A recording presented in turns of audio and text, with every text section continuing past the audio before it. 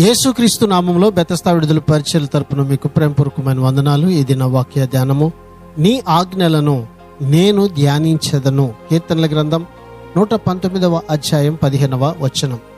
దేవుని ఆజ్ఞలను ధ్యానించే వారి జీవితం ఎంతో ధన్యకరమైనది. కీర్తనల గ్రంథం 1వ అధ్యాయం 2వ వచనం ప్రకారం, యెహోవా ధర్మశాస్త్రమునందు ఆనందించుచు దివారాత్రము దాన్ని ధ్యానించువాడు ధన్యుడు. ఈ వచనంలో నిజమైన ధన్యతకు దేవుడు వెల్లడించిన సత్యాన్ని ప్రేమించడానికి మధ్య ఉన్న సంబంధం అర్థమవుతుంది. ధన్యజీవిగా పిలువబడేవారు చెడు మాటలకు, చెడు విధానాలకు దూరంగా ఉండడమే కాదు, పూర్తిగా వేరొక దానిలో నిమగ్నమై ఉంటారు.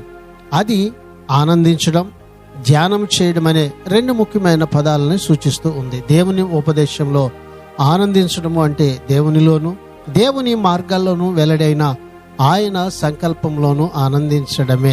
హృదయానికి మరేది ఇవ్వలేనంత ఆనందాన్ని ఇది ఇస్తూ ఉంది. ప్రార్థన.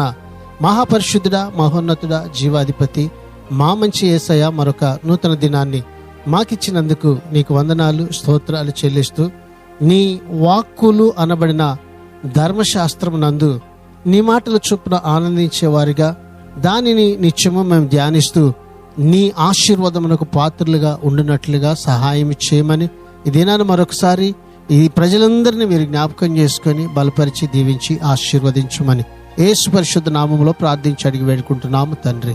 ఆమెన్.